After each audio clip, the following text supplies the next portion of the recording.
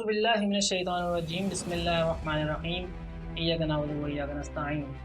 B3 लगाओ के साथ आपका मेज़बान मोहम्मद अहमद खान आपकी खिदमत में एक मरतबा फिर हाजिर है। नाज़रीन कराम, अगर हिस्ट्री पर नज़र डाली जाए तो टेक्नोलॉजी की दुनिया में इंसान ने पिछले 10 सालों में जितनी तरक्की की है वो आज तक किसी इंसान ने इतनी तरक्की नहीं की होगी। अगर मैं सिर्फ अपनी बात करूं तो अगर मैं पिछले 10 साल पहले मेरी सोच ये तसव्वुर ही हो सकता था कि यहाँ बैठ के अमेरिका में बैठे हुए एक इंसान से मैं चंद मिनटों में कॉल पे बात कर सकता हूँ, यही नहीं बल्कि वीडियो कॉल्स भी मैं कर सकता हूँ। इसके अलावा घर बैठे ऑनलाइन शॉपिंग कर सकता हूँ। घर बैठे अगर किस दुनिया के किसी भी कोने में कोई अगर बुक पब्लिश हुई है तो यहाँ बैठे पढ़ सकता हूँ, जो कि हमसे पहले का इंसान ऐसा नहीं कर सकता था। सिर्फ यहाँ पे बात ख़त्म नहीं हुई, जैसे टेक्नोलॉजी के एडवांसमेंट ने हमारी ज़िंदगियों में एक नया इनकलाब पैदा किया है, इसी तरह इंडस्ट्रीज़ के अंदर भी ये टेक्नोलॉजी ने जो है बहुत ज़्यादा अपने आप को तब्दील किया। अगर मैं इंडस्ट्रीज़ की बात करूं तो जैसा कि आपको पता है कि मैकेनिकल और इलेक्ट्रिकल जो कि दो बड़ी बुनियादी इंजीनियरिंग में आती हैं, इसके अंदर बड़े लोग इंजीनियर बनते हैं। इसी को इन दो चीज़ों को जोड़ दिया गया मेगाट्रॉनिक्स के नाम से। इस वक्त स्क्रीन के ऊपर आप पिक्चर देख सकते हैं। इस पिक्चर के अंदर आप देख सकते हैं कि हंड्रेड्स ऑफ आर्म्स लगे हुए हैं जो कि रोबोटिक आर्म्स हैं, और ये एक असेंबली लाइन है कार की, जो कि हर आर्म का एक अपना एक जॉब है कि वो जैसे जैसे असेंबली लाइन आगे बढ़ती जाएगी वैसे वैसे वो एक पार्ट ऐड करते जाएंगे, और इन दी एंड जब असेंबली कंप्लीट होगी तो वो गाड़ी तैयार एक पार्ट बन के सामने आ जाएगी। नाज़रीन कराम, इस रोबोट को यहाँ जोड़ने का मकसद सिर्फ ये था, इस टेक्नोलॉजी को यहाँ ऐड करने का मकसद ये था कि प्रोडक्टिविटी और क्वालिटी को इम्प्रूव किया जाए। जैसा कि वो पता है कि अगर ह्यूमन अगर कोई काम करता है तो ह्यूमन एरर उसमें शामिल होते हैं, और प्रोडक्टिविटी कैसे इन्हांस होगी। इसी तरह जैसे अगर एक रोबोट काम कर रहा है तो रोबोट की एफिशिएंसी भी एक जैसी रहेगी, पहले प्रोडक्ट में भी और आखिरी प्रोडक्ट में भी। नाज़रीन कराम, ये इस टेक्नोलॉजी की एडवांसमेंट ने हमारी ज़िंदगी में तो बड़ी आसानी पैदा की, लेकिन सबसे बड़ा लम्हा फ़िक्रिया क्या है? सबसे बड़ा लम्हा फ़िक्रिया ये है कि इस वक्त पिक्चर में आप देख सकते हैं हंड्रेड्स ऑफ रोबोट्स इस वक्त यहाँ पे मौजूद हैं, और इन रोबोट से पहले यहाँ पे क्या था? हंड्रेड्स ऑफ मैन पावर यहाँ पे काम किया करते थे। यहाँ रोबोट ऐड होने के बाद वो हंड्रेड्स ऑफ मैन पावर कहाँ चले गए? आज की इस वीडियो के अंदर सबसे इम्पॉर्टेंट जो हमारा जो चैप्टर है, हमारा सब्जेक्ट है, वो यही है कि वो हंड्रेड्स ऑफ मैन पावर, जो टेक्नोलॉजी जैसे एडवांस होती जा रही है वैसे वैसे अनएम्प्लॉयमेंट जो है वो भी एडवांस होती जाएगी, क्योंकि जैसे जैसे टेक्नोलॉजी आएगी वैसे वैसे आपके काम आसान तो होंगे लेकिन ह्यूमन वर्किंग कम होती चली जाएगी। तो आखिर इस टेक्नोलॉजी की तेज़ तरीन दुनिया के अंदर हमारे नए आने वाले लोगों को क्या करना है, किस तरह अपने आप को अपग्रेड करना है, वो आज की वीडियो में इंशाअल्लाह ताला हम बात करेंगे। और आज की वीडियो का हमारा टॉपिक है ग्रोथ ऑफ एंटरप्रेन्योरशिप, जो कि हम ये समझते हैं कि आने वाली जो फ्यूचर जो हमारा है वो हमारा एंटरप्रेन्योरशिप का फ्यूचर है। तो नाज़रीन कराम, इस अहम मौजू पे गुफ्तगू करने के लिए हमारे साथ बड़ी ज़बरदस्त शख्सियत मौजूद हैं, जो कि इस ही सब्जेक्ट से रिलेटेड उनका बड़ा ज़बरदस्त तजर्बा है। स्मार्ट एंटरप्रेन्योर सोसाइटी के प्रेसिडेंट भी हैं और यूथ पार्लियामेंट के deputy secretary of political affair भी हैं। नाज़रीन कराम, हमारे साथ मौजूद है जनाब मोहम्मद अहमद साहब। सर अस्सलाम वालेकुम। वालेकुम सलाम, कैसे हैं आप? अल्हम्दुलिल्लाह, बहुत मैं बिल्कुल ठीक ठाक। आप कैसे हैं? अल्हम्दुलिल्लाह। देखिए, सबसे पहले तो मैं आपको खुशामदीद पेश करता हूँ। आप पहली मरतबा हमारे चैनल में आए, हमें बड़ी खुशी हो रही है। आपको कैसा लग रहा है? बहुत अच्छा लग रहा है, और जिस हवाले से मैंने आपकी प्रीवियस वीडियोस भी देखी तो जो आप यूथ अवेयरनेस के लिए जो काम कर रहे हैं वो काबिल तहसीन और काबिल गुफ्तगू है।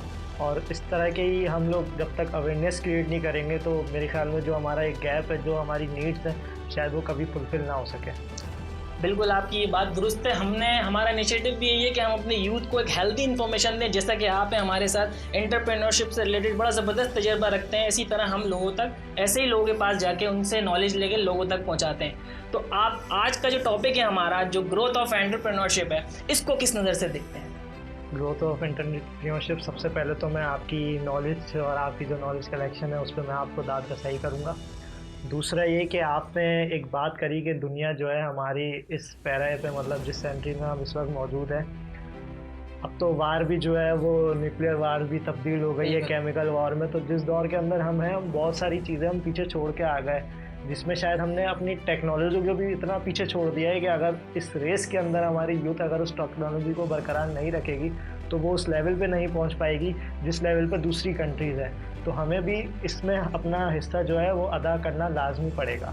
तो उसमें हमारा एक बेसिकली, हम अगर टेक्नोलॉजी का अगर हम देखें तो अगर हम अपने बिज़नेस को फ़रोग़ नहीं देंगे, हम यूथ के अंदर ग्रोथ जो क्रिएशन है, जो बेसिक है, अगर हम उसको हम लोग अंडरस्टैंड नहीं करेंगे, उसको समझेंगे नहीं, उसकी अवेयरनेस नहीं करेंगे, तो वो इनकलाब जो दूसरी कंट्रीज़ आज के जो कि ऑलरेडी बिल्डअप कंट्रीज़ हैं, हम उसके लेवल तक नहीं पहुंच सकते।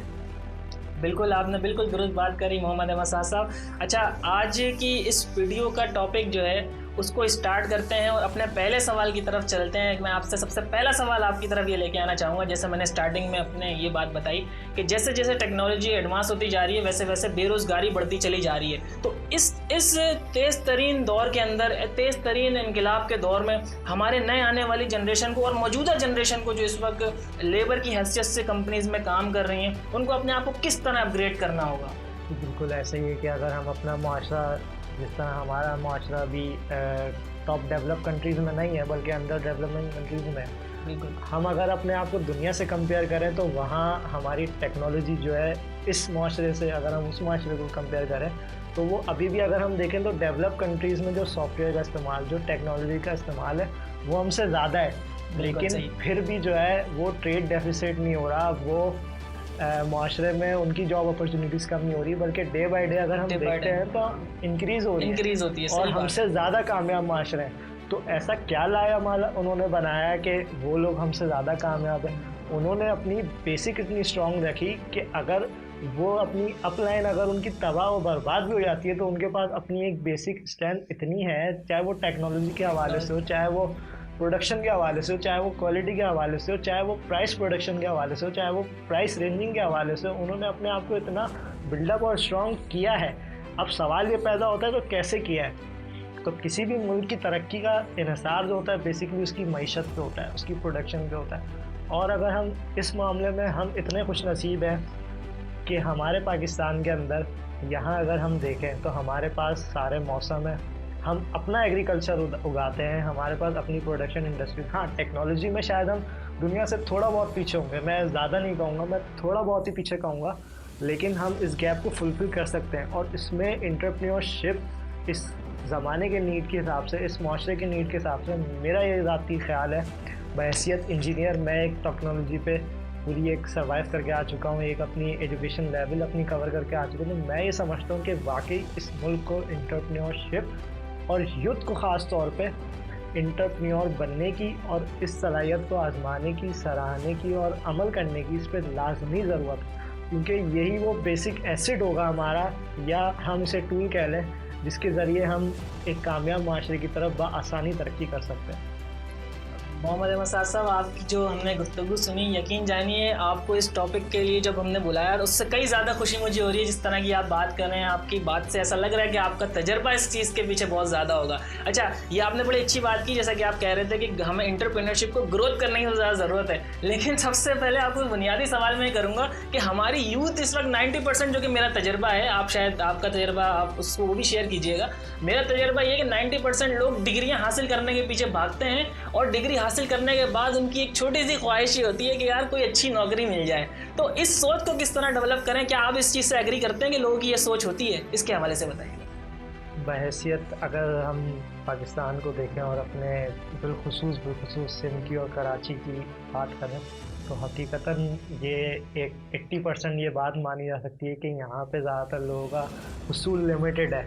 हम लोग ये सोचते हैं, ये चाहते हैं कि बस हम लोग डिग्री हासिल कर लें और एक अच्छे गैर मामूली या मुनासिब इदारे के अंदर हमारी जॉब हो जाए और एक लिमिटेड इनकम या एक अनलिमिटेड इनकम में हमारा सर्वाइव हो सके और बस फिर हम अपने आप को सिक्योर कर लें। बेसिकली हमारी जो नई यूथ है वो इस तरफ ज़्यादा है, वो सिक्योर बनिस्बत इसके कि वो फ्री ऑफ माइंड होके आउट ऑफ दी बॉक्स होते हैं। वो कहती है कि हमारा फ्यूचर सिक्योर हो, तो इसको हमें ख़त्म करने की ज़रूरत है। बेसिकली डिग्री लेना या तालीम हासिल करना, इसमें कोई दो राय नहीं है या कोई नुकसान नहीं है। तालीम ज़रूरी हासिल करनी चाहिए। माशरे का शऊर और बुनियादी शऊर और बुनियादी तरबियत आपको जो इल्म से हासिल हो सकती है वो किसी तजुर्बे से हासिल नहीं हो सकती, लेकिन हम इस तजुर्बे को, अपने इस तालीमी तजुर्बे को लोगों के लिए कितना मौसर कर सकते हैं, इस माशरे के लिए कितना मौसर कर सकते हैं, ये देखना ज़रूरी है।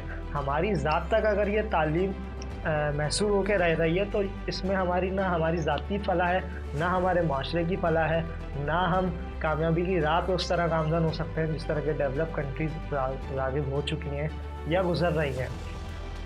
अगर आपको तालीम बुज़दिली की तरफ लेके जा रही है तो वो एक कामयाब माशरे की तरफ आपको कभी नहीं स्टैंड कर सकती। अगर आपकी तालीम आपको महदूद सोचने के लिए मजबूर कर रही है तो ऐसी तालीम आपको कभी भी तरक्की की राह पे ना आपको लेके जा सकती है, ना आपके एक कामयाब माशरे को लेके जा सकती। तो हमें इसकी तरफ थोड़ा सा सोचना पड़ेगा और देखना पड़ेगा कि हम अपने आप को बनिस्बत लिमिटेड करने के बजाय एक खुली सोच, एक खुला पैमाना, एक खुला जायचा हम लोग बनाएं और उसके तहत फिर अपने इंफरादी ज़िंदगी को भी फ़ायदा दें और माशरे की इज्तिमाई ज़िंदगी को भी फ़ायदा दें। अच्छा, आपने बहुत अच्छी बात करी यहाँ पे, लेकिन आपकी इस बात से मैं इस चीज़ का लबे-लुबाब ये निकाल सकता हूँ कि आप ये कहना चाह रहे हैं कि ये तालीम अगर उसको सिर्फ जॉब तक महदूद रखने की काम आ रही है तो वो तालीम बेकार है, मैं ये सोच सकता हूँ? जी बिल्कुल, आप बिल्कुल सही सोच रहे हैं। ये ऐसा सोचा जा सकता है क्योंकि अब हम दुनिया में हम लोग सॉफ्टवेयर बनाना सीख रहे हैं लेकिन हम सॉफ्टवेयर नहीं बना रहे। हम लोग डॉक्टर बनना सीख रहे हैं लेकिन हम लोग मेडिसिन बेचना ज़्यादा सीख रहे हैं। बिल्कुल। हम लोग पार्ट्स जो है हम बोलते हैं कि दुनिया हमें बना के दे, हम खुद नहीं बना रहे। अगर एक केमिकल इंजीनियर एक केमिकल के बारे में उसको पता ही नहीं है कि उसकी इंडस्ट्री के अंदर क्या हो रहा है या वो खुद भी कोई केमिकल बना सकता है, बनिस्बत केमिकल इंजीनियर अगर मुझे कोई केमिकल बनाना नहीं आता या बनिस्बत केमिस्ट मुझे कोई केमिकल बनाना नहीं आता, मैं सिर्फ उस इदारे तक महदूद हूँ जो कि उस केमिकल का एक छोटा सा हिस्सा मुझे बनाना सिखा रहा है या उसको फ़िल्टर करना सिखा रहा है, तो मैंने शायद अपनी यूनिवर्सिटी लाइफ भी बेकार गुजारी, मैंने अपनी प्रैक्टिकल लाइफ भी बेकार गुजारी। और हमें जो है जॉब करना भी गलत नहीं है। जॉब करके अगर आप उस अपने महदूद रिसोर्सेज के अंदर अगर आप उस रिसोर्सेज को अपने एक्सटेंड नहीं कर रहे या उसको बढ़ा नहीं रहे, ये सबसे बड़ी ख़राब माशरे की और माशरे की पस्ती का शिकार जो लोग होते हैं वो यही लोग होते हैं। हमें इसकी तरफ थोड़ा सा सोचना चाहिए कि हम ज़्यादा से ज़्यादा लोगों को फ़ायदा पहुंचा सकें, अपनी लिमिटेड रिसोर्सेज रहते हुए ज़्यादा से ज़्यादा रिसोर्सेज बना सकें। बहुत अच्छी आपने बात करी। आपकी इस बात को थोड़ा सा कंटिन्यू करना चाहूँगा। इन्होंने ये बात करी कि आप अगर अपने आप को सिर्फ जॉब तक लिमिटेड रखेंगे ना तो आप कभी भी आगे नहीं बढ़ पाएंगे। जैसा मैंने स्टार्टिंग में ये बात बताई कि जैसे जैसे टेक्नोलॉजी एडवांस होती जा रही है, क्या आप सोच सकते हैं पिछले 10 साल में जितनी एडवांसमेंट हुई है उससे 5 साल में इससे डबल एडवांसमेंट होगी, और जब भी डबल एडवांसमेंट होगी तो कभी ना कभी आपकी जॉब इनसिक्योर हो ही जाएगी। तो मेरा सबसे पहला सवाल आपसे ये कि आप उस वक्त के लिए अपने आप को क्या तैयार करा है आप लोगों ने? सबसे पहला सवाल आपसे मेरा ये होगा। अच्छा, अब आपसे मैं अगला सवाल ये करना चाहूँगा मोहम्मद अहमद साहब, मुझे बताइएगा कि आपने बहुत अच्छी बात करी, ये चीज़ मैं भी जानता हूँ और बहुत से लोग ये चाहते भी होंगे कि हम एंटरप्रेन्योर बन जाएं, हम इन्वेस्टमेंट करें, हम बिज़नेस करें, लेकिन बिज़नेस का सबसे बुनियादी फैक्टर ये आता है जो उनको पीछे हटा देता है, वो ये होता है कि इन्वेस्टमेंट कहाँ से लाई जाए। तो आप कुछ ऐसी ट्रिक बता सकते हो लोगों के कि उसके ऊपर अमल करके बिज़नेस कोई छोटे इन्वेस्टमेंट में शुरू हो जाए या बिना इन्वेस्टमेंट में शुरू होने कोई तरीक़ेकार है? इसके हवाले से हमारे नाज़रीन को बताइएगा। देखिए, सबसे पहले तो बहुत से लोगों की आजकल की यूथ में मैं ये मानता हूँ कि पिछले 2 साल के अंदर जो यूथ में अवेयरनेस आई कि वाकई एंटरप्रेन्योर या वाकई एक कामयाब बिजनेसमैन बनना चाहिए या एक बिज़नेस की तरफ आगे होना चाहिए, बाकी लोगों में ये सोच आई। और इस सोच को कंसीडर करते हुए सबसे पहले जब बिज़नेस करते हैं तो हम अपना ऑब्जेक्ट जो है बहुत बड़ा रख लेते हैं, जो कि रखना भी चाहिए, लेकिन ऑब्जेक्ट बड़ा रखने में हम लोग वो छोटे गोल जो है वो लेना छोड़ देते हैं जो हमें उस ऑब्जेक्ट की तरफ लेके जाए। तो याद रखें, हमेशा अपना ऑब्जेक्ट जो है वो बड़ा रखें, लेकिन अपने गोल्स जो है ना वो लिमिटेड छोटे छोटे सेट करें। और अगर आप जैसे फॉर एग्जांपल एक एग्जांपल दी जाती है हमारे उसमें कि अगर आप बुर्ज खलीफा बनाना चाह रहे हैं तो आप ये सोचना शुरू कर दें कि बुर्ज खलीफा बनाने वाले ने वो पहला स्टेप क्या लिया होगा कि वो बुर्ज खलीफा के उसका ध्यान या उसके जहन में वो ध्यान आया या उसने वो पहला स्टेप क्या लिया। तो अगर आप उस पहले स्टेप पे अपने फिलफिल नहीं हो रहे, एक गोल सेट कर रहे हैं, अगर उस गोल सेट करते हुए आपके पास इन्वेस्टमेंट तो बहुत मौजूद है या आपके पास इन्वेस्टमेंट नहीं है, पहला सवाल ये आता है कि आपके पास एक लॉजिकल आइडिया है कि आप वो बिज़नेस वाकई कंसिडर कर सकते हो या उस माशरे में उसकी ज़रूरत है भी या नहीं।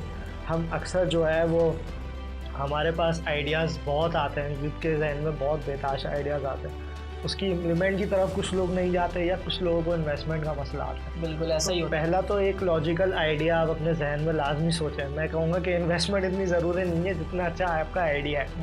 अगर ये मिसाल मैं इसलिए दे रहा हूँ कि हम अगर अपने 10 साल पीछे चले जाएँ तो हमारे पास एक एप्लीकेशन उबर नहीं थी, लेकिन वो वक्त की ज़रूरत थी। वो अगर कराची सिटी की मैं बात करूँ तो वो इस शहर की ज़रूरत थी।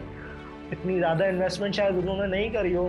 यहाँ पे हमारे पास बेताशा ऐसे मल्टी मिलियनर्स मौजूद हैं जो कि उबर जितना आजकल नहीं कमा रहे, लेकिन उबर ने एक बिल्कुल इनिशिएटिव बिल्कुल छोटे से स्टार्ट लिया और आज माशाल्लाह उबर और करीब 1 मिलियनर्स हैं, बल्कि दुनिया में उनको पहचाना जाता दुनिया है। में पहचाना जाता है। और ये हमारे पास वक्त की ज़रूरत थी, ये आइडिया जो है वक्त की ज़रूरत थी, तो हम बनिस्बत इसके कि इन्वेस्टमेंट आया करनी है या कम करनी है या ज़ाया करनी, उससे पहले अगर हम सोचें कि हम लोग एक कोई ऐसा आइडिया जनरेट कर सकें जो वाकई इस माशरे में फिट हो सके। फॉर एग्जांपल मैं बहुत प्रैक्टिकल बात करूँगा, बहुत ज़्यादा ही प्रैक्टिकल, कि अगर आप भैंस कॉलोनी के अंदर अगर आप दूध की शॉप खोल लेंगे तो आपका कारोबार कभी नहीं चलेगा। हमें ज़रूरत है कि हम इलाके के हिसाब से, उसकी नीड के हिसाब से वहाँ वो चीज़ करें, हम कामयाब होंगे। हम बहुत थोड़ी सी इन्वेस्टमेंट में ही कामयाब होंगे।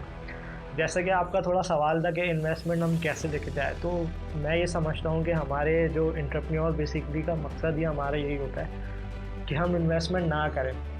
अब बहुत से लोग इससे इश्तराक कर देंगे, हम लोगों को तो इन्वेस्टमेंट चाहिए होती है, हम लोग किस तरह बगैर इन्वेस्टमेंट क्या करेंगे, क्या। सही बात है। तो ये मैं वापस उस सवाल की तरफ दोबारा चले जाऊँगा कि वही बात है कि आपका आइडिया कितना कॉन्टेंटिव है आपके आइडिया पे, और आप उस पर कितना अपने आइडिया पे ईमान ला सकते हो कि आप लोगों को कन्विंस कर सकते हो। इन्वेस्टर मार्केट में हर दौर हर वक्त में मौजूद है। देखिए उबर के पास कोई इन्वेस्टर नहीं था, या उबर कोई मल्टी मिलियनर्स कंपनी या मल्टी बिलियनर्स कंपनी नहीं थी, लेकिन उनका आइडिया ऐसा था कि आइंदा आने वक्तों में लोगों ने समझा कि हाँ अगर हम इसमें इन्वेस्ट करेंगे, या इसी तरह किसी कंपनी के शेयर्स होते हैं, लोग अपने आप को इस काबिल बनाना पड़ता है कि आपके आइडिया में अगर आपके पास इन्वेस्टमेंट नहीं है तो लोग उसमें इन्वेस्ट करें। और मैं ये कहूँगा कि युद्ध जो भी स्टार्ट ले वो बिल्कुल ज़ीरो इन्वेस्टमेंट से ले। ज़ीरो इन्वेस्टमेंट का मतलब ये नहीं है कि आप जो है वो बिल्कुल ज़ीरो से स्टार्ट करें।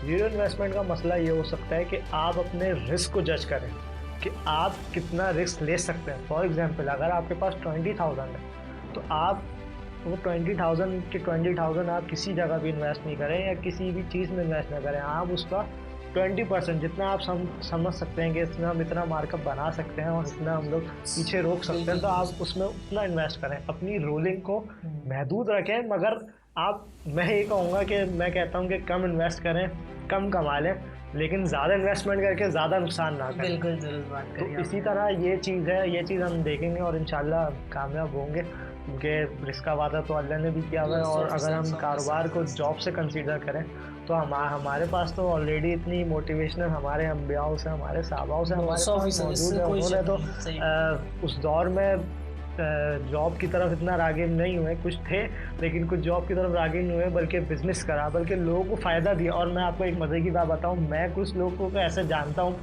कि अगर हम उनकी इन्वेस्टमेंट देखें और अगर हम उनका प्रॉफिट देखें तो मेरे ख़्याल में किसी भी आम बंदे का उससे ज़्यादा प्रॉफिट होगा। लेकिन वो लोग क्यों कर रहे हैं, वो लोग पूरी इंडस्ट्रीज़ रन कर रहे हैं, वो इसलिए रन कर रहे हैं कि मेरा इतना फ़ायदा ना हो, लेकिन मेरे जो फैक्ट्री के अंदर, जो मेरी शॉप्स के अंदर जो लोग काम कर रहे हैं उनके घर चल रहे हैं, उस जरिए से मेरा वो प्रॉफिट मार्कअप नहीं है, लेकिन कितने लोगों को फ़ायदा हो रहा है, कितने घर को और बेसिकली एंटरप्रेन्योर होता ही यही है कि हम जो है ज़ीरो इन्वेस्टमेंट से करें और अपने साथ जो है वो लोगों को इंगेज करें अच्छी नीयत के साथ, और इंशाल्लाह फ़ायदा होता है। मैंने बहुत सी ऐसी मिसालें हैं, हमारे पास एक उबर करीम नहीं है, हमारे पास जे डॉट ऐसी मिसाल है। आज कितने ही जो है वो दुनिया भर में जे डॉट का नाम है और माशाल्लाह अच्छा जे डॉट चल रहा है, और कितने ही लोगों के उससे घर चल रहे हैं और कितने। तो इसी तरह बेसिकली एंटरप्रेन्योर की थिंकिंग भी होती है। और एंटरप्रेन्योर मैं कहता हूँ कि बिजनेसमैन की बात की जाती है, मैं कहता हूँ कि एंटरप्रेन्योर जो हकीकत में होता है वो बिज़नेस लीडर होता है। सही और एक लीडर की खासियत ही यही होती है कि वो अपनी खिदमात सरअंजाम देता है अपने महदूद रिसोर्सेज में, अपने लोगों को, अपने लिए, दूसरे लोगों को भी, और इसी तरह हमें ये बस कारवां चलता रहता है। सही बात है। अच्छा, आपकी इस बात से मैं एक छोटा सा सवाल ऐड करूँगा, इसका शॉर्ट आंसर दीजिएगा। वो ये कि जब भी हमारे माशरे में कोई यूथ निकलती है या कोई एक बंदा निकलता है कि यार मैं बिज़नेस करना चाहता हूँ, किसी से मशवरा करता है, तो जो मैं खुद अपनी ये यूँ समझ लें, यूथ की बात नहीं कर रहा, मैं अपनी बात कर रहा हूँ। मैंने जितने लोगों से मशवरा किया यार मैं कारोबार करना चाहता हूँ, तो छुट्टे उन्होंने 5-6 लाख 10 लाख की उन्होंने बात बता दी कि भाई कम से कम इतने वो तो शुरू करना, वरना नहीं करना। तो ये जो लोग जो यानी कि एक डिसअपॉइंटमेंट फैला रहे हैं, या कोई यूँ समझ लें अपनी लैक ऑफ नॉलेज की वजह से जो बातें फैला रहे हैं, उनको क्या मैसेज देना चाहते हैं? इन लोगों को मेरा पहला मशवरा तो ये है कि मशवरा हमेशा उससे लेना चाहिए जो मशवरा लेने के लायक भी हो। काफी जबरदस्त। मैं अगर किसी ऐसे, मैं बनिस्बत अगर डॉक्टर होके अगर मैं किसी इंजीनियर से दवा पूछ रहा हूँ तो मैं अपने डॉक्टर की डिग्री पे भी आजमा हो रहा हूँ और मैं जो है उसके जो उसका शोबा है उसमें भी दखल अंदाजी दे रहा हूँ। मैं ये बनिस्बत सही बात समझता है। हूँ। तो उन लोगों को पहचाने और ऐसे लोग हमारे पास बेताश हैं। बल्कि अगर हम सिविलाइज कॉम्स के अंदर जाएं तो वहाँ पे लोगों की नेटवर्क मार्केटिंग बहुत कम होती है, नेटवर्क नेटवर्किंग बहुत कम होती है वहाँ, बड़ी कंजर्व लाइफ है। ये तो हमारे माशरे की मेहरबानी कह लें या अल्लाह की हम पे एक मेहरबानी कह लें कि हमारे पास लोग मौजूद हैं जो कि वाकई मदद करना जानते हैं और मदद करते हैं, तो हमें उनसे रुजू करना चाहिए। और इसके अंदर इन्वेस्टमेंट मैं आपसे दोबारा वही कहूँगा कि ज़ीरो इन्वेस्टमेंट से शुरू करें। 5-6 लाख की इन्वेस्टमेंट मैं कहता हूँ कि एक जब आपका इस्टेब्लिश हो जाए, जब आप इतनी इन्वेस्टमेंट करें, बंदा सुनते ही पीछे हट जाता है कि 5-6 लाख कहाँ से लाऊंगा, एकदम पीछे हट जाता है। बिल्कुल वो वही बात है कि हाँ। वो मशवरे ऐसे लोगों से लेते हैं कि जो मशवरे के लायक भी नहीं होते। तो हम ज़ीरो से ज़ीरो शुरू करें, बल्कि बिजनेस तो 1000 रुपये में भी हो जाता है, ये आपकी 100 बात बहुत रुपये अच्छी में भी है। हो जाता है। अब ये आप पे है कि आप बिजनेस करें। कुछ लोगों को मैं ऐसे जानता हूँ कि जो जिनके पास इन्वेस्टमेंट नहीं है लेकिन उनका विजन बड़ा है, वो विजन शुरू में बड़ा है, जॉब 100% करते हैं, वो बहुत अपनी अच्छी बात सेविंग्स करी आपने। करते हैं, फिर वो इन्वेस्ट करते हैं। वो दुनिया में आप जितने अमीर आदमियों को देख लें, मेरे ख्याल में शायद कोई पीछे से बिजनेसमैन नहीं होगा, बल्कि किसी न किसी ने एक इनिशिएट लिया होगा और बहुत छोटे से इनिशिएट लिया होगा। तो हमें भी इनिशिएट करना चाहिए और छोटे से ही करना चाहिए। इंशाल्लाह अपना ऑब्जेक्ट अपना बड़ा रखें, इंशाल्लाह कामयाबी होगी। जी बिल्कुल, आपने दुरुस्त बात करी। जनाब मोहम्मद अहमद साद साहब हमारे साथ मौजूद है। बड़ी ज़बरदस्त गुफ्तगू चल रही है। अगर अभी तक की गुफ्तगू आपको पसंद आई है तो हमारे चैनल को सब्सक्राइब करना नहीं भूलिएगा और लाइक ज़रूर कीजिएगा, ताकि और बेल आइकन ज़रूर दबा दिएगा ताकि आने वाली मज़ीद इन्फॉर्मेटिव वीडियोज़ आप तक पहुंच सकें। और इनके इस सवाल के जवाब से जो मैंने कंक्लूजन निकाला वो ये कि आप लोग इन्वेस्टमेंट की सोच को एक साइड करें और मार्केट के वैक्यूम्स तलाश करें और मार्केट के उस वैक्यूम को फिल करें। क्योंकि जैसा कि मैं आपको बताऊं, फेसबुक से पहले नेटवर्क मार्केटिंग एक बंदा था जिसने सोच लेके आया कि यार नेटवर्क मार्केटिंग को इंप्रूव करने के लिए फेसबुक जैसी ऐप बनानी चाहिए। वो क्या किया, उसने एक वैक्यूम को तलाश किया। इसी तरह अगर मैं जस्ट अपनी बात करूं तो मैं अगर ये देखता हूं कि यार मार्केट में इस चीज़ की डिमांड है और ये चीज़ मार्केट में शॉर्ट होती है, तो मैं उस प्रोडक्ट के ऊपर काम करना शुरू करूं। ये मैंने वैक्यूम तलाश किया। तो वैक्यूम तलाश करना आपका काम है। जैसा कि इन्होंने अभी आइडिया की बात की थी, वो बेसिकली यही थी कि वैक्यूम तलाश करें। और जब आपको कोई वैक्यूम अच्छा मिल जाएगा ना, तो उसके ऊपर अगर आप इन्वेस्ट भी करेंगे तो आपको जो इन्वेस्टमेंट होगी वो आपको इतनी ज़्यादा खाएगी नहीं। क्योंकि जो मेरा अपना तजर्बा है कि जब आपकी इन्वेस्टमेंट जब ग्रो होना शुरू होती है तो आप फिर उसके अंदर मजीद अपनी इन्वेस्टमेंट भी करते हो कि आपको उसमें चार्म नज़र आ रहा होता है। तो ये इसकी बिल्कुल ऐसा ही है। मैं आपकी थोड़ी सी बात को मज़ीद ऐड करूँगा। वो बात ये है कि हम लोगों को जो वैक्यूम की बात है ना, वो बेसिकली फ्यूचर है, बिल्कुल वो पास्ट नहीं है। हम लोग बेसिकली प्रेजेंट में हैं, लेकिन हम फ्यूचर का सोचना लाजमी है। क्योंकि अगर जैसे कि पहली बात है टेक्नोलॉजी की, अगर हम वही करते रहे जो हम आज से 10 साल पहले कर सकते हैं, तो फिर जो हमारा आगे के 10 साल है ना, वो वही होंगे जो कि 10 साल पहले के। तो हमें वैक्यूम ढूंढना चाहिए। बल्कि एक मैं आपको स्टोरी सुनाऊँ, एक बहुत अच्छी स्टोरी है दो दोस्तों की। उन दो दोस्तों का काम ये था कि वो बिल्कुल ही फारिग थे। उनको एक जगह एक जॉब मिली। वो जॉब ये थी कि उस बिल्डिंग के अंदर पानी का बड़ा इशू था। तो उनके ओनर ने उनको देखा, दोस्त एक पैब्लो नाम था, एक का ब्रूनो नाम था। उनके दोस्तों ने दोनों को देखा, मालिक ने देखा कि ये फारिग हैं, ये मेरा काम कर सकते हैं। उन्होंने उसको जॉब पे अपॉइंट कर दिया। अब पैब्लो बिल्कुल अलग शख्सियत का मालिक, ब्रूनो बिल्कुल अलग शख्सियत का मालिक। पैब्लो जो है वो एंटरप्रेन्योर है और ब्रूनो जो है वो जॉब वाला बंदा है। तो पैब्लो और ब्रूनो बाल्टी ले जाना शुरू हुए टॉप की बिल्डिंग में। इन्होंने अर्निंग्स करी, इन्होंने 10,000 महीना कमाए। इस तरह वो पानी पहुंचाते रहे। लेकिन पैब्लो जो था वो एंटरप्रेन्योर दिमाग का माइंड, तो उसने एक दफ़ा ब्रूनो को बुलाया, यार ब्रूनो मेरे पास आओ, मेरा एक मसला है। ब्रूनो पूछता है क्या मसला है। पैब्लो बोलता है कि यार हम पैसे कमा रहे हैं, हम हर महीने जो है वो 10,000 रुपये कमा रहे हैं, और इस 10,000 रुपये में अगर फॉर एग्जाम्पल कल को मैं मर जाता हूँ तो मेरे पैसे कौन कमाएगा। उन्होंने बोला आपके पैसे कौन कमाएगा, आप तो मर गए, आपको तो पैसे मिलेंगे नहीं। पैब्लो बोलता है मेरा यही तो मसला है कि मेरे बाद मेरे पैसे कौन कमाएगा। तो अब पैब्लो बोलता है ऐसा करते हैं कि हम तो मर जाएंगे, हमारी टांग वांग टूट गई तो हम तो बिल्डिंग में चल भी नहीं सकते, हाथ पैर टूट गए, बैठ गए, बुजुर्ग हो गए, चल नहीं पाए, तो हम क्या करेंगे। ब्रूनो बोलता है नहीं नहीं यार, हम यही काम करेंगे, हम पैसे सेविंग्स कर लेंगे और बड़ी सेविंग्स हो जाएंगी हमारी ये और वो। लेकिन पैब्लो उसको कहता है कि नहीं यार, अब इस जो कंपनी है ना, इसको अब पाइपलाइन की ज़रूरत है। अब हम नीचे से ऊपर चढ़ के नहीं जाएंगे, बल्कि हम एक पाइपलाइन ऐसी बिछाएंगे कि वो हमें ऊपर तक लेके जाएगी। तो ब्रूनो बोलता है यार क्या बात कर रहा है तू, तो फ्लॉप हो जाएगा, ये हो जाएगा। तो इस तरह जहाँ पैब्लो 10 बाल्टियाँ लेके जा रहा था, वो 5 बाल्टियाँ लेके जाने लगा। उसका माइंडसेट इस तरफ होने लगा कि मैं अब आगे की सोचूं कि आज के बाद इस जगह का क्या फ्यूचर है। तो पैब्लो फिर 5 बाल्टियाँ लेके जाता था, ब्रूनो वही 10 बाल्टियाँ लेके जाता था। वो महीने के 10,000 कमाता था, ये महीने के 5,000 कमाता था। इसका माइंडसेट एंटरप्रेन्योर वाला था। ये कहता था यार पाइपलाइन लगा दूंगा सारी ज़िंदगी, फिर चढ़ने उतरने की मसला ही ख़त्म, पैसे मुझे कंपनी देती रहेगी। ब्रूनो जो है वो तरक्की करता गया, सेविंग बचाता गया, गाड़ी खरीदी, पैसे खरा, शादी करी। पैब्लो जो था वो पाइप लगाने के आइडिया में कि कहाँ से पाइप आएगा, किस तरह आएगा, आगे क्या आएगा, कहाँ की सर्विस कहाँ जाएगी, उसने ये अलबत्ता ये करके जो है कल को वो मर जाता है। ब्रूनो के बच्चे और बीवी सब जो है वो फारिग, कि अब तो उसकी अर्निंग नहीं है। लेकिन पैब्लो जो होता है वो नहीं भी होगा, उसको वो पैसे मिलते रहेंगे। तो हमें इस माइंडसेट की ज़रूरत है। और हमारे माशरे में तो जिस शहर में हम रहते हैं, जिस मुल्क में हम रहते हैं, इसमें बेतहाशा वैक्यूम है। बिल्कुल हम लोग एक डेवलप कंट्रीज़ में नहीं रह रहे।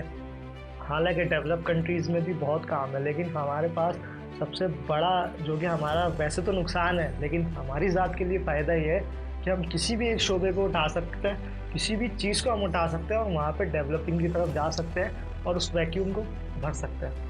हमारा सेशन जारी है और बड़ी ज़बरदस्त गुफ्तगू हो रही है। हमारे साथ मौजूद है जनाब मोहम्मद अहमद सासा, जो कि स्मार्ट एंटरप्रेन्योर सोसाइटी के प्रेसिडेंट हैं, और आप लोगों से जिस तरह के हमारे कॉम्प्लिकेटेड सवालात के जवाबात दे रहे हैं, मुझे नहीं लगता कि दूसरे किसी प्लेटफॉर्म पे आपको इस तरह के सवाल के जवाब मिलेंगे जिस खूबसूरती के साथ ये आपको जवाब दे रहे हैं। अच्छा, अब मैं अपना आखिरी सवाल मैं आपसे करना चाहूँगा मोहम्मद अहमद सासा, हमें ये बताइएगा कि अब ये जो हमारा नया बच्चा है जिसको एंटरप्रेन्योरशिप के हवाले से कुछ नहीं पता, और वो हमारी बातें सुन भी रहा है, लेकिन शायद कुछ बातें उसके सर के ऊपर से भी जा रही होंगी, तो आप जस्ट स्टेप बाय स्टेप अगर ये बिल्कुल क्लियरली बता सकें कि भाई पहले आप ये करो, फिर दूसरे टाइम में आप ये करो, तीसरे टाइम में ये करो, ताकि जो करने वाले जो सिंसियर लोग हैं वो इसके ऊपर अमल कर सकें, उनके हवाले से स्टेप बाय स्टेप थोड़ा सा गाइड कीजिए। सबसे पहले तो मैं ये कहूँगा कि हम लोग जिस चीज़ के पीछे जाते हैं तो सबसे पहले उसकी हमें उस चीज़ में जिद्दत, थोड़ी सी आगाही उस चीज़ के हवाले से, और उसकी इसमें कंटिन्यूसली मतलब हमें मोटिवेशन, ये जो हम सेशन डिफरेंट कहते हैं, मैं उनके खिलाफ नहीं, मैं उनके हक में, लेकिन एक कंटिन्यूसली अगर आपको कोई किसी बात पे पुश करता है, जैसे कि आपके पेरेंट्स करते हैं, तो आप कहीं ना कहीं जाकर उसे सोचते हैं। तो हमें वो लोग अपनी ज़िंदगियों में लाने होंगे। एक बड़ी अच्छी मिसाल हमारे उसमें दी जाती है कि फ़िरौन जिस रास्ते पे गर्क हुआ, हज़रत मूसा अलैहिस्सलाम उसी रास्ते पे जो है उन्होंने दरिया पार किया। तो ये कहा जाता है कि रास्ते नहीं रहबर बचाते हैं, तो हमें वो रहबर जोड़ने होंगे। बल्कि मैं हज़रत अली के दौर का एक वाक़या है, वो वाक़या कुछ इस तरह का है कि एक बच्चा जो है वो कुएँ की जानिब बढ़ रहा होता है जिसकी दीवार नहीं होती, तो पीछे से माँ उसको आवाज़ देती है। माँ को लगता है कि ये बच्चा जो है कुएँ में गिर जाएगा, लेकिन अब मसला उस वक्त ये था कि माँ उस बच्चे के पीछे जाती है तो वो बच्चा और आगे जाता है, माँ और आगे बढ़ती, बच्चा और आगे बढ़ता। तो ये मसला जो है एक साहब देख रहे थे, उन्होंने पूछा ऐसा ऐसा मसला है, ऐसा हो रहा है, बच्चा और आगे जा रहा है और माँ को ये डर है कि वो जाएगा। तो हज़रत अली से जो है वो किसी साहब ने ये अर्ज़ किया कि हज़रत ऐसा मसला है, क्या किया जाए। तो हज़रत अली माशाल्लाह से दानिशमंद और विज़डम के बादशाह, और उन्होंने कहा कि एक काम करें कि उसकी उम्र का बच्चा वहाँ लेके जाएं और उसको वहाँ पे उस कुएं के पास रखें। तो जैसे ही वो बच्चा लेके जाते हैं ना, तो वो जो बच्चा है वो माँ की बनिस्बत, माँ की तरफ जाने की बनिस्बत, कुएं की तरफ जाने की बनिस्बत वो उस बच्चे के साथ खेलने लग जाता है।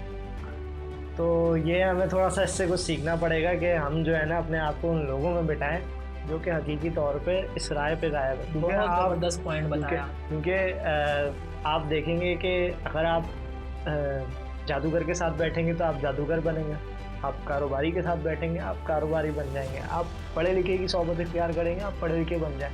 तो मेरे हिसाब से जो इनिशिएटिव लेवल पे प्रैक्टिकल, बिल्कुल प्रैक्टिकल, बहुत ज़्यादा प्रैक्टिकल होते हुए अगर हम सोचें तो पहला स्टेप हमें यही आना चाहिए कि हम अपनी सराउंडिंग जो है वो ऐसे लोगों में रखें, जिस तरह के मैंने मशवरे में भी कहा था कि मशवरा उन लोगों से दें जो मशवरा देने के काबिल हो। तो हम अपने आप को उन लोगों में रखें, उन लोगों से सीखें, उनका तजुर्बा लें। और पहला स्टेप मेरी नज़र में तो यही होगा और इंशाल्लाह ये कामयाब कराएगा। ये हमारे बुज़ुर्गों का नुस्खा है और ये हमारे अम्बियाओं का भी नुस्खा है और माशाल्लाह से इस तरह हम कामयाब होंगे अपनी ज़िंदगी के आगाज़ में, सफ़र में, इनिशिएटिव लेने में इंशाल्लाह हम कामयाब होंगे। तो आप जो कि अभी जनाब मोहम्मद अहमद साद साहब ने इस सवाल का बिल्कुल क्लियरली आपको डिफ़ाइन किया, जिसका मैं थोड़ा सा पैराफ्रेज करूँ तो वो ये कि सोबत जो होती है, सोबत का बड़ा ज़बरदस्त आपकी तबीयत पे असर पड़ता है। तो अपनी सोबत को सबसे पहला स्टेप और सबसे आखिरी स्टेप यही है कि अपनी सोबत को आप जब ऐसे लोगों में कर देंगे जिस तरह के आप बनना चाहते हैं, जिस तरह की आप अपनी तबीयत को चेंज करना चाहते हैं, उस तरह की लोगों के अंदर आप अपनी सोबत वैसी बना लें तो आप इस चीज़ को अडॉप्ट बहुत अच्छे तरीके से कर सकेंगे। तो अच्छा, अब आखिर में मैं थोड़ा सा आपसे पूछना चाहूँगा मोहम्मद अहमद साद साहब, जैसा कि आपको पता है कि आप स्मार्ट एंटरप्रेन्योर सोसाइटी के प्रेसिडेंट हैं, तो बेसिकली स्मार्ट एंटरप्रेन्योर सोसाइटी का कोई मैसेज आप हमें देना चाहें, थोड़ा सा ये बताएं कि स्मार्ट एंटरप्रेन्योर सोसाइटी कर क्या रही है बेसिकली, इसके हवाले थोड़ा सा बताएं। स्मार्ट एंटरप्रेन्योर सोसाइटी बेसिकली एक एंटरप्रेन्योर की हमारी एक सोसाइटी है। हम लोग 2017 से इसको चला रहे हैं। इसके अंदर हमारे डिफरेंट यूथ्स के लिए प्रोजेक्ट हैं और यूथ के अलावा भी अगर कोई सीनियर लेवल के लोग हैं उनके लिए भी प्रोजेक्ट हैं, जूनियर लेवल लोगों के लिए भी। ये बेसिकली एक मजमूआ है। हमने इसको सोसाइटी का नाम इसलिए दिया कि ताकि इसमें हमारे मुआशरे के जितने भी लोग थे वो इसके अंदर एब्जॉर्ब हो सकें और उनकी एक अच्छी शक्ल होगी नुमायाँ। हमने इसमें अल्हम्दुलिल्लाह हमारा जो है वो डिफरेंट प्रोजेक्ट चलते रहते हैं। हम लोग अवेयरनेस एंटरप्रेन्योर की पाकिस्तान के अंदर देते रहते हैं।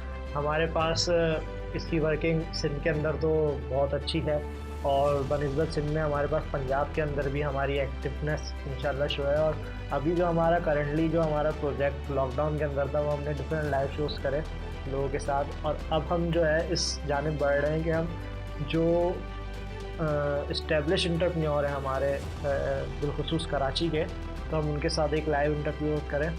और इसके साथ साथ हमारा इंशाल्लाह अपकमिंग के अंदर हमारा एक मैगज़ीन आ रहा है बिजनेसमैन के हवाले से, जिसका कंटेंट और जिसका सब कुछ वो हमने ही किया, और उसके अगर लोग उसको देखें, पढ़ें और समझें तो इंशाल्लाह उनको बहुत मोटिवेशन मिलेगी। और बिल्कुल हमने इस्टेब्लिश एंटरप्रेन्योर भी हमने वो रखे हैं जो कि बाकी एंटरप्रेन्योर है, उसमें बिजनेसमैन नहीं है, उसमें वाकई इस्टेब्लिश एंटरप्रेन्योर है जिनसे आप इंशाल्लाह बहुत कुछ सीखेंगे और ये अमल जारी रहेगा हमारा। अच्छा, आपने बड़ी अच्छी बात बताई यहाँ पे। अभी जो हम थोड़ी देर पहले बात कर रहे थे कि सोहबत का बड़ा असर पड़ता है, तो मैं इसको इस जगह से जोड़ना चाहूँगा कि आप लोग जो स्मार्ट एंटरप्रेन्योर सोसाइटी के अंदर वर्किंग कर रहे हैं वो आप लोग की एक सोहबत है, उसके अंदर हम लोग अगर हमारे नए लड़के आना चाहें तो अब मुझे मोहम्मद अहमद साद साहब ये बताइएगा कि जो नया बच्चा इस वक्त हमें देख रहा है, इस वक्त आपको पूरा पाकिस्तान देख रहा है, हमें ये बताइएगा कि जो क्लियर तरीका आपका क्या है, कोई आपके पास आना चाहे, इसके हवाले से प्रॉपर गाइड कीजिएगा। इसके हवाले से बेसिकली अगर आप इंटरनेट पर सर्च करें तो हमारा स्मार्ट एंटरप्रेन्योर सोसाइटी का एक आपको फेसबुक पे भी पेज मिल जाएगा, और SES TV online, smart entrepreneur society TV online के नाम से आप हमें यूट्यूब पे कनेक्ट कर सकते हैं, उस पर हमारी वीडियोस देख सकते हैं, उस पर हमारा फीडबैक देख सकते हैं। और इसके अलावा हमारे कोऑर्डिनेटर्स हैं, डिस्ट्रिक्ट के कोऑर्डिनेटर्स हैं, जैसे छोटे डिस्ट्रिक्ट तो खैर नहीं कहूँगा मैं, या छोटा लफ्ज़ इस्तेमाल करना भी शायद मुनासिब ना हो, जो हमारे बड़े डिस्ट्रिक्ट्स हैं जैसे सक्कर हो गया, कराची हमारा मतलब सिटी हो गया, मेगा सिटी हो गया, हैदराबाद मेगा सिटी हो गया, तो हमारे यहाँ पे प्रेसिडेंट्स और इस तरह के कोऑर्डिनेटर्स और कोऑर्डिनेशन में हमारे मेंबर्स यहाँ पे मौजूद हैं। आप उनसे कांटेक्ट कर सकते हैं, आप हमारे पेज पे कांटेक्ट कर सकते हैं, या हमारी टीम के किसी मेंबर से भी, मुझ समेत तमाम मेंबर से आप कोऑर्डिनेट कर सकते हैं, तो इंशाल्लाह आप ज्वाइन इजली कर सकते हैं। कैसे कांटेक्ट किया जाए ये मुझे थोड़ा सा बताइए, किस तरह कोई नंबर आप अपना? इसके लिए आप मेरा नंबर भी स्क्रीन पे अगर शो हो सकता है तो वो बेटर हो जाएगा, तो मेरा नंबर आप ले लें और मुझसे कोऑर्डिनेट कर लें। मुझसे आप डायरेक्ट मेरी फेसबुक आईडी मोहम्मद अहमद साद के नाम से आप मुझसे कॉन्टेक्ट कर सकते हैं। SES smart entrepreneur society Facebook के पेज से आप क्विक रिस्पॉन्स, और माशाल्लाह क्विक रिस्पॉन्स है हमारा, और हम आपको रिस्पॉन्स करेंगे बिल्कुल, और हम आपको अपनी टीम में ज्वाइन करेंगे, और इंशाल्लाह एंटरप्रेन्योरशिप के हवाले से थोड़ा सा ये मुझे थोड़ी सी एक सवाल मेरा, जैसे आप बताते जा रहे हैं, क्योंकि मेरा अपना इंटरेस्ट भी इसी से रिलेटेड है, तो मेरा इंटरेस्ट बढ़ता जा रहा है। मुझे थोड़ा सा ये बताइएगा कि एक नया बच्चे के लिए आपके पास क्या अपॉर्चुनिटी है, वो जैसे ही आपके पास इंटर होगा तो उसका आपका पूरा एक शेड्यूल क्या है ट्रेनिंग का, इसके हवाले से थोड़ा सा बताइएगा। और एक चीज़ और इसमें मैं ऐड करूँगा, वो ये कि आपके पास कोई एंट्री फीस वगैरह होती है, क्योंकि देखें इसमें इसका बड़ा अमल दखल होता है कि उसको बंदे को क्लियर होना चाहिए। कोई एंट्री फीस है या कुछ इस तरह का मंथली कोई पैकेज है आपका, इसके हवाले से क्लियरली बताइएगा। हमारी कोई ऐसा एंट्री फीस तो नहीं है। हाँ, हम लोग कुछ जो ट्रेनिंग कराते हैं, प्रोफेशनल ट्रेनिंग, जैसे neuro linguistic program, NLP mind की जो ट्रेनिंग, नैरो लर्निंग जो होती है, जो कि बहुत से कामयाब लोगों ने करी है वाकई अपनी माइंड की ट्रेनिंग और बहुत ज़िंदगी में अपने कामयाब हुए। तो इस तरह की ट्रेनिंग के अंदर अगर आप देखें तो उसकी फीस है। लेकिन अगर आप हमारे मेंबर बनना चाहते हैं और वॉलंटरली हमें सर्व करना चाहते हैं तो उसकी कोई फ़ीस नहीं है। उसके लिए बल्कि हम ज़ाती तौर पर बड़े खुश होंगे और कि जो सर्व करना चाहे हमारी सोसाइटी के ज़रिए और इस माशरे में इनपुट देना चाहे तो मोस्ट वेलकम।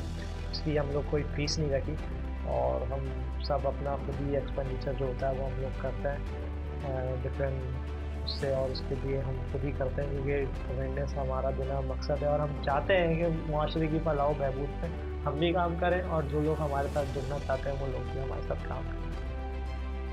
बहुत बहुत शुक्रिया मोहम्मद अहमद साद साहब, आपने हमारी इस इनविटेशन को एक्सेप्ट किया और हमारे व्यूअर्स के सामने आके बैठे हुए इनके हमारी जो ग्रोथ ऑफ एंटरप्रेन्योर्स को आपने बड़ा क्लियरली डिफाइन किया। मैं आपका बड़ा शुक्रगुजार हूँ। आप हमारे इनविटेशन पे हमारे प्रोग्राम में आए, लोगों की रहनुमाई कर रहे थे। आपका बहुत शुक्रिया और आपके इस प्लेटफॉर्म का बहुत शुक्रिया, क्योंकि अपनी ज़ाती मसरूफियात से निकल कर अगर हम इसको देखें तो बहुत से कम लोग हैं जो इस सोसाइटी के अंदर वॉलंटियरली या अवेयरनेस दे रहे हैं किसी भी हवाले से।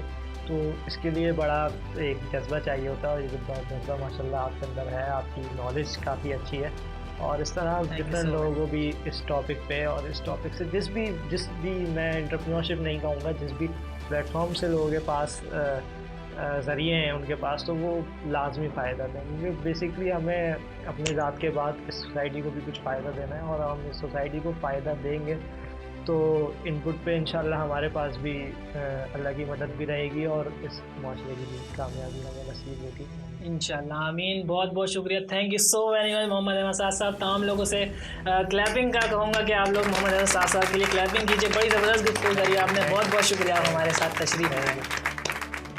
नाज़रीन कराम, इसी के साथ हमारी इस वीडियो का अख्तिताम होता है। अगर आपको हमारी वीडियो पसंद आई है तो लाइक करें इस वीडियो को और सब्सक्राइब करें हमारे चैनल को और बेल आइकन ज़रूर दबा दिएगा ताकि आने वाली मज़ीद इन्फॉर्मेटिव वीडियोस जिससे आपको बहुत कुछ सीखने को मिलता है वो सबसे पहले आप तक पहुंच सकें। इसी के साथ अपने मेज़बान मोहम्मद अहमद खान को दीजिए इजाज़त। अल्लाह हाफ़िज़।